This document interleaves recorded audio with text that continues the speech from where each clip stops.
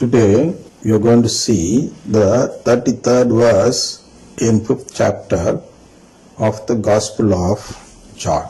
In this verse, of understanding this verse, we need to see the three theories that human beings believe regarding God. The three A's we call it. A for apple.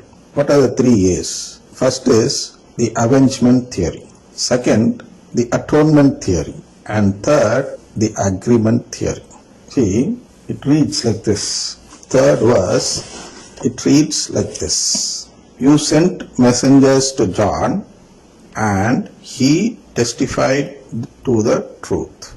Only this much is said in the 33rd verse. But to understand this, we need to see all the three theories regarding what is redemption. Because we find that in John, first chapter, 29th verse, John the Baptist testifying Jesus like this. Here is the Lamb of God who takes away the sin of the world. This is his testimony. So we got to understand what he means by saying the word Lamb of God. So if we refer and find out what the Gospel of Prosperity says about this, it says as follows. This Lamb of God symbolizes Christ's sacrificial role akin to the sacrificial lamb in traditional Jewish practice. This type of interpretation gives out a meaning which comes under the avengement theory. Then there is another type of interpretation, of course, that too according to Gospel of Prosperity, which says that this word, the Lamb of God, emphasizes the idea of Jesus' sacrificial death. Jesus' sacrificial death for the redemption of humanity's sin. This is called atonement theory. There, in one type, we expect God to avenge people who sin. Here, there is a type of atonement, a compensation for the sin of somebody else. Jesus is sacrificed. This is a theory of atonement. But for the people who believe in the gospel of the cross, that is for the Catholics, these two should not be taken. We should not look at redemption or at heaven or the judgment according to this theory. We should not follow this theory. I'll show you. I'll refer it from the CCC and confirm mine, confirm what I'm telling you. For that, I'd like to say that these two theories belong to Gospel of Prosperity. And in this theory, the avengement aspect is sought by religions other than Christians, especially in Islam and all.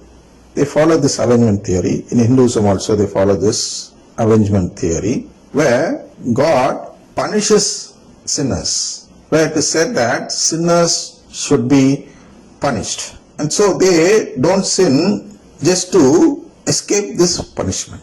They don't seek heaven as something which they want, but they follow that faith to escape from the anger of God. But the Christians of other denominations, especially non-Catholic denominations, they don't go to avengement, of course, because the whole Bible says something like atonement. It's something like atonement. They say that Jesus was sacrificed on the cross, and by shedding his blood on the cross, he saved us through paying his blood as a compensation for the sins which we have committed.